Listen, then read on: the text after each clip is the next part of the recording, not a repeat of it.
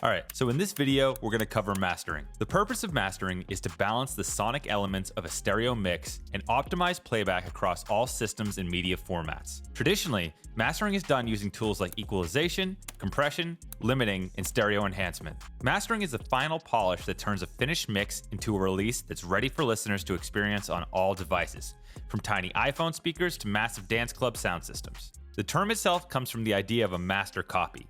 All copies or duplications of the audio come from the master. The mastering process ensures that those copies can be optimally played back, whether they end up on streaming services, CDs, or a vinyl record. In addition to that, mastering helps keep an album sounding consistent and cohesive between tracks. Ultimately, mastering creates the ideal presentation of your audio for release. Why should you master your audio? The goal of mastering is to ensure your audio will sound the best it can on all platforms, especially since music has never been consumed on more formats and devices than today. Whether you're working in a $1 million facility or a bedroom studio, you still need the final quality check that comes with mastering. This pivotal step ensures that your music will be heard the way you intended it to be. A good mastering job makes an album consistent and balanced across all tracks. Without mastering, individual tracks can sound disjointed in relation to each other. Now, we should probably discuss the differences between mixing and mastering. Mixing and mastering are distinct processes with different goals. Though they share some general techniques and tools, they occur during different phases of music production. Mixing deals with multi-track audio from the recording sessions, while mastering is concerned with the stereo mixdown after mixing is completed. Mixing is a process of blending recorded tracks together so that all the elements can be heard clearly and sound pleasing to the ear. During this phase, the mixer makes creative decisions about individual instruments to give the song its greatest impact. Mix engineers manage the levels, panning, dynamics, and frequency balance of each track, sometimes making drastic changes to make them fit. Mastering is a subtler, more technical step that occurs after the mix is finished, but it's just as important. The mastering process always takes place once the mix is complete. That means it only acts on the stereo mixdown and cannot affect individual instruments. Now these days, a lot of mixing engineers master while they mix as well, so they do have access to the individual elements, but really this is more meant to be done on a stereo mix. This phase focuses on subtle adjustments meant to optimize the audio rather than sweeping changes or creative decisions. Now let's talk about a few of the processes in mastering. First, let's talk about audio restoration. Mastering is the last pass of quality control for your audio. If needed, hiccups in the original mix like clicks, pops, and hisses can be addressed here. Small mistakes that stand out when the unmastered audio gets amplified during the mastering process can be fixed as well. Now let's talk about stereo enhancement. Stereo enhancement helps develop the sense of space in your master. When done right, it widens your mix and helps it sound more enveloping. It can also help tighten your center image by focusing the low end, though we must be very careful to not ruin our mix by too much stereo enhancement. Let's talk about EQ. Mastering EQ balances the spectrum of frequencies in your track. An ideal master is well balanced and proportional. This means no specific frequency range sticks out. A balanced piece of audio will sound good on any playback system. Now let's talk about compression. Mastering compression manages the dynamics of an entire stereo track. It keeps louder signals in check while bringing up quieter parts to enhance the overall feel of the music. Compression helps glue the mix together and bring the right parts of the signal into focus. Now let's talk about loudness. One of the key tasks in mastering is to raise the level of the mix to the appropriate loudness for consumer listening. This is done by reducing the dynamic range even further with a limiter. Limiting makes the tracks competitively loud without allowing any clipping that can lead to distortion. Now let's talk about bit depth reduction and sample rate conversion. The audiophile type used during the production phase isn't always the same as the final output medium. If the sample rate and bit depth needs to be converted, it will be done at the end of the mastering process to preserve maximum audio quality. Let's talk about sequencing and spacing. Sequencing and spacing is a process of arranging the tracks in the order they will appear on the release and adding periods of silence in between to craft the album's flow. Now let's talk about mastering for streaming. These days, most master releases are headed for streaming platforms like Spotify and Apple Music. If you're planning to get digital distribution and publish your music this way, you may be wondering about mastering for streaming services. It's true that streaming takes a different approach to the overall loudness of the music you hear. You might even have noticed that some tracks are quieter than others when you turn off volume matching in the app. But it's not only subjective judgment. Audio measurement tools have shown that streaming services actually turn down the loudest material, leading some to conclude that the loudness wars have ended. So what does that mean for your master? In some ways, it actually levels the playing field. Now that engineers aren't chasing the physical limit of a medium like CD, quieter, more dynamic masters don't sound as lackluster by comparison. In fact, a dynamic master may even sound more lively compared to flatter, more compressed tracks on streaming. That said, dynamic range and loudness are a matter of preference for many artists and listeners. There are no strict rules about mastering levels for streaming services beyond getting a sound that works for your music.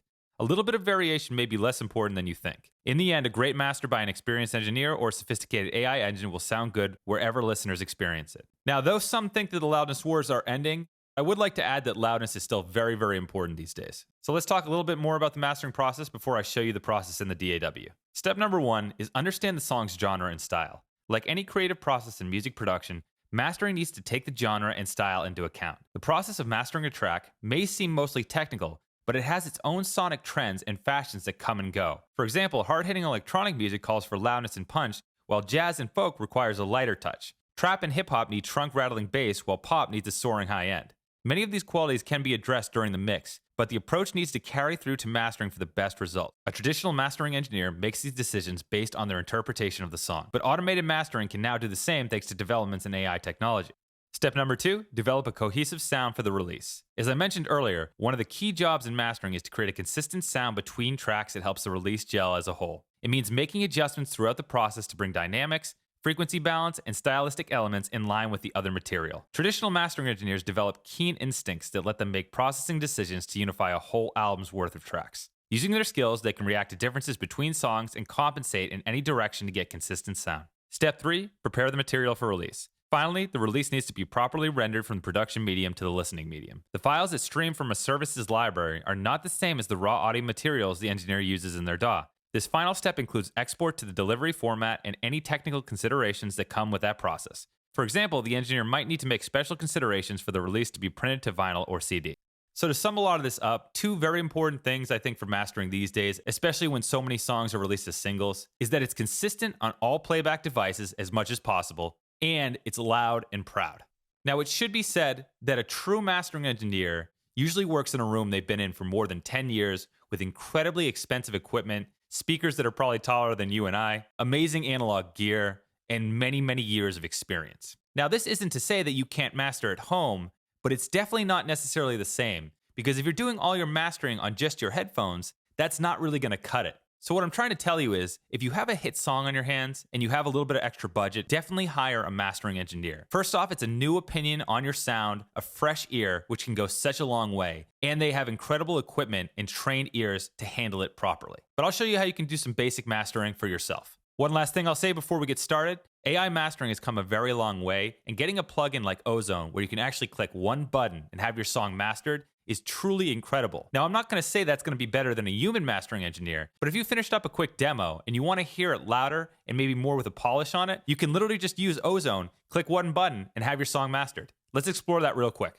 Why they wanna be, why they wanna be me? I said ain't nobody stopping me. Trying to get some property, then give me a monopoly. Like, this is my philosophy. Get a lot of cheese, like I won a lottery. Keep it up, no apology. Gotta go and get him, and there ain't nobody stopping me. I said why do people watch?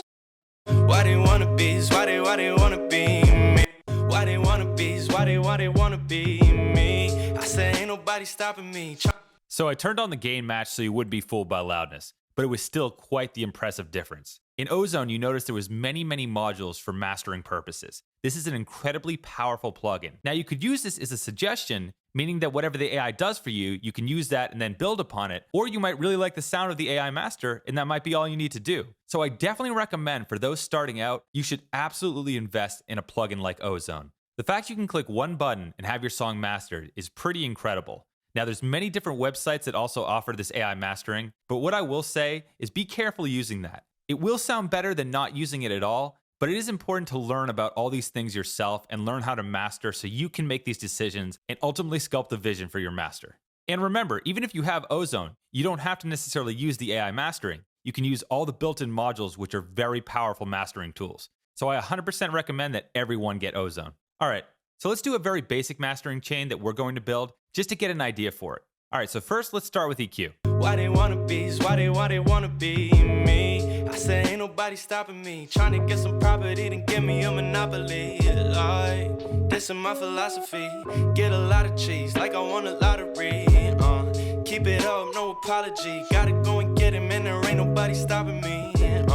I said why do people watching me? Why they wanna be, why they wanna be me? I said ain't nobody stopping me. Trying to get some property, then turn to a monopoly. Rule number one, this world so insane. Paint a vivid picture so they remember how you came. I've been getting lifted, put Why they wanna be me? I say ain't nobody stopping me. Trying to get some property and get. So as you can hear, I'm just doing a very subtle tonal balance. I'm adding a little bit of low end subweight, taking away some muddiness, and doing a nice high shelf to give it a lift. Now remember, mastering is incredibly subtle. Sometimes even a booster cut with 0.5 dB, which is so incredibly tiny, can make a difference. All right, now let's compress our whole mix. There's many compressors you can use for mastering, but the SSL bus compressor is a great one. So the first thing I'm going to do is make the attack very slow because I don't want to squash my transients. Now I'm going to also make the release fast so that I can add a nice pumping excitement to the mix. Now with mix bus compression, I typically only go for 1 to 3 dB of gain reduction. Any more can be overdoing it. It's just a little bit of glue to gel everything together. Why they wanna be me? I say ain't nobody stopping me. Trying to get some property and give me a monopoly. This is my philosophy. Get a lot of cheese like I won a lottery. Keep it up, no apology. Gotta go and get him, and there ain't nobody stopping me. I say why these people watching me? Why they wanna be? Why they wanna be? So it's just a little bit. And if you're listening on a proper playback system, you might hear a little bit more glue, gel, warmth, and everything just feels a little bit better. So I'm not saying you have to compress every mix you do, but generally I do this very often just to add some glue to my entire mix. All right, so now let's add some saturation. I love running my mix through Blackbox because it just adds a little bit more character that wasn't there to begin with. Why they wanna be me? I say ain't nobody stopping me. Trying to get some property and give me a monopoly. This is my philosophy. Get a lot of cheese like I won a lottery. Even on the default setting, I can feel it doing something for my master that I really like, okay? So saturation on your master can really help add what isn't there and fill out some frequencies, but be careful not to overdo it. All right, now let's talk about stereo widening. So be very, very careful doing this, but a little bit can help. So we're gonna use the Ozone imager here. I'm gonna add the max number of bands, and then I'm gonna click learn so that Ozone can decide where to put these. Why they wanna be me? I say ain't nobody stopping me. Trying to get some property and give me a monopoly. This is my Something you could do is make your low end a bit more mono and then add some width to the highs. Almost like a tree where it has a very firm root in the ground and then it goes very high and blooms outward. Why they wanna be me? I say ain't nobody stopping me. Trying to get some property and give me a monopoly. This why they wanna be me? I say ain't nobody stopping me. Trying to get some property and give me a monopoly. This is my philosophy. Get a lot of cheese like I wanna. So that's not bad. It does make my mix feel a little bit taller. Again, be very careful with these plugins, but a little bit can definitely help. And by the way, another way that you could do this without using a widener is use mid-side EQ. I don't do this very often, but remember, mid-side processing is very powerful and it can be used especially during mastering. So what I'm gonna do is cut some of the low end on the sides to make my mix feel more mono in the low end, and then add a boost in the high end to make it feel a little bit more wider and a little bit more sparkly. Why they wanna be me? I say ain't nobody stopping me. Trying to get some property and give me a monopoly. This is my philosophy. Get a lot of cheese like I won a lottery. Keep it up, no apology. Gotta go and get him, and there ain't nobody stopping me. I say why these people watching me? Why they wanna be? Why they wanna be me? I say ain't nobody stopping me. Trying to get some property and turn to a monopoly. So you can hear that does subtly open up the mix as well. All right, now let's talk about some of the final stages in mastering. Let's talk about limiting. Now remember from our compression video, limiting can be used to shave off overly dynamic transients or peaks, but we can also use it to make things very, very loud. All right, so first I'm gonna set the output ceiling. This establishes the maximum level the limiter will output. Now I'm going to bring down the threshold. The threshold indicates the level at which the limiter applies brick wall compression. Set the limiter's threshold just under the audio signal's peak until you get about -2 to -3 dB of gain reduction. Now you can push it even further than this, but remember, if you overdo it, your mix will start to sound noticeably worse. Also remember that in a limiter, whatever I turn it down by, I'm adding that gain back. So if I turn it down by -7, I'm adding 7 dB of gain. Now on the release, I'm gonna turn off the auto release control and just make it very fast so it's very transparent. All right, so brace yourself, it's going to get louder now. Why they wanna be me? I say ain't nobody stopping me. Trying to get some property and give me a monopoly. This is my philosophy. Get a lot of cheese like I won a lottery.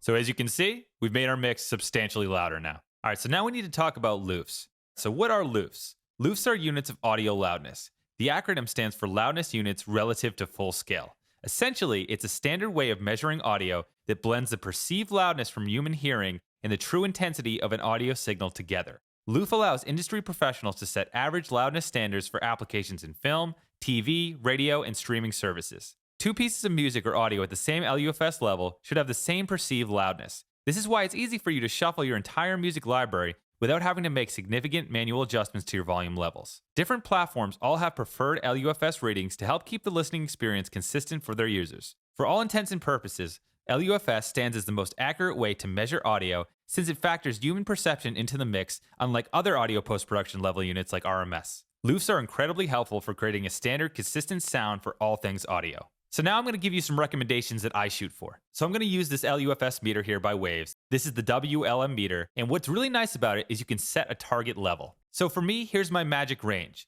I like to shoot for -10 LUFS to -8 LUFS. Now 8 is going to actually be louder than 10. So for instance, if you have a mix at -6 LUFS, that's going to be significantly louder than -8. Now for me, -10 to -8 is a really good range for audio. Typically, I'm shooting from -10 to -9 LUFS. I find that range makes my song a competitive loudness level without overdoing it and ruining the sound. Some people will master the song to -6 LUFS or even more, and this can be damaging to your audio. But if the genre calls for it and the client wants it, you may have to push it to that level. And if you know what you're doing, you can still get to these levels and have a good sounding master. Now, I do think it's worth noting that some platforms will turn down your music to match their standards. But just because Spotify may turn down your mix to -14 doesn't necessarily mean that you should upload a master at -14. Because believe it or not, you can have two songs that might be at -14 LUFS, but the song that was mastered at a hotter level and has more perceived loudness will still feel louder. All right, so let's see the loudness of my song right here.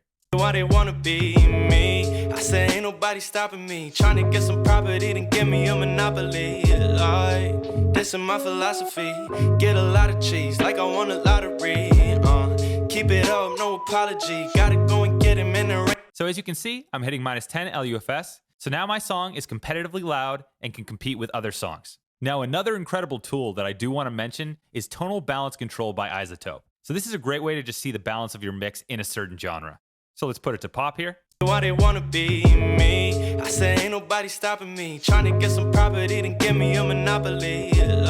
And you can see the white lines are perfectly in the blue squares, so that means I have a good balance in the pop genre. That's great. All right, so let's talk about audio dithering. Audio dithering is the intentional application of low-level noise to an audio file. The process of audio dithering helps to remove quantization distortion that occurs when reducing the bit depth of an audio file. Dithering is typically applied as the final step of mastering, but it should also be used anytime you reduce the bit depth of your audio. You should dither your master when bouncing down to lower bit depth audio for the purposes of meeting compatibility requirements of different playback formats. Some playback formats like CD and certain streaming services can only handle smaller file sizes, which means you'll need to lower the resolution of your audio file. However, lowering the bit depth of audio results in quantization distortion that you can solve by applying dither. So without getting too deep into the science of it, we add this in the last step of mastering to make sure that there's no noticeable noises in quiet passages. So here's the thing, if you forget to dither, it's not the end of the world. The only time you really hear this quantization distortion is maybe a very quiet passage or a very quiet reverb tail, but usually even then, you have to boost it to a ridiculous level to actually hear what it's doing. To give you an idea, you could hit a cymbal at the end of the song and let it decay naturally. And at 24-bit, it'll decay perfectly. But let's say we go down to 16-bit. Well, if I boosted that decay very, very loud, you would hear this screeching, harsh distortion sound that would almost sound like a train going off the tracks. But if I add this low-level hiss to the signal, it's going to mask that sound and just have it hidden in a bed of hiss. So basically, most limiters will have dither built in. So right here in my L2, I can just click this down to 16 bits, which is going to be my final format, and then I'm good to go. Now there is also noise shaping as well, which allows you to sort of change the noise shape of your dither, but this is such a subtle thing that I don't really worry about it. All right, so now I have my song fully mastered. So the last step I'm going to do is create some automation on the master fader here. So I'm just going to command click, drag the fade out, select from here to the beginning of the song, bring up my bounce mix window. Now in certain programs, this is where you could add metadata like information in the file, etc. But for Pro Tools, we can't do that. So we're just gonna give a name to the song. And then I'm gonna bounce it down as a WAV file, add an MP3, stereo interleaved. I'm going down to 16-bit. That's why I added dither, 44.1. So remember CD standard here is 44.1 16-bit. And then I'm going to bounce that to my bounce files folder. And then that's it. That's the whole entire process. All right, so real quick, let's hear what our mastering did. Be me. I say ain't nobody stopping me. Trying to get some property, then give me a monopoly. Like, this is my philosophy.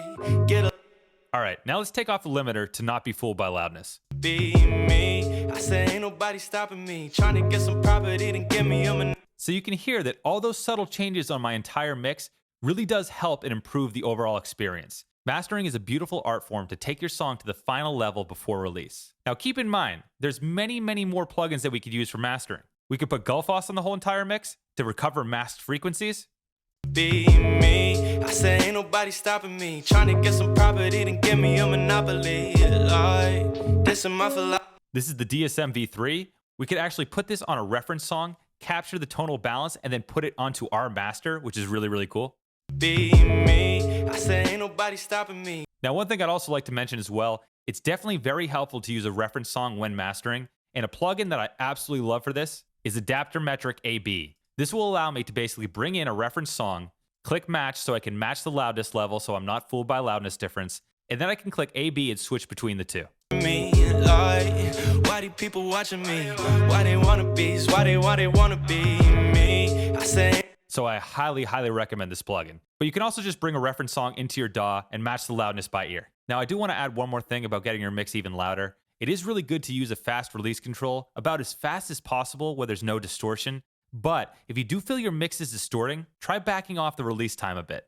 Also, another place to look is you might have too much low end, and that could be triggering and distorting your limiter. Now what's so great about a limiter like this is the extra features. It also has soft and hard clipping built in. Now this can apply a high fidelity loudness boost by mixing in soft clip processing. This can help push your mix even louder. And then something I really like is transient emphasis. This will shape transients before limiting to preserve sharpness. So believe it or not, limiting can kind of squash your transients, so by emphasizing them going into the limiter, we can better preserve them afterwards. We can also unlink the stereo control, which sometimes can help make the mix feel a little bit more open, but generally I'll leave this linked. Now let me add one more thing about true peak limiting. A true peak limiter is a brick wall limiter that uses oversampling to more accurately follow and control peak levels. So true peak limiting reduces intersample peaking distortion. Now if you turn on true peak, it'll limit levels to prevent clipping in the analog domain. So when your song goes out into the analog world and gets converted from digital to analog, there still might be samples that go over and clip. But honestly, in my opinion, true peak will cause more problems.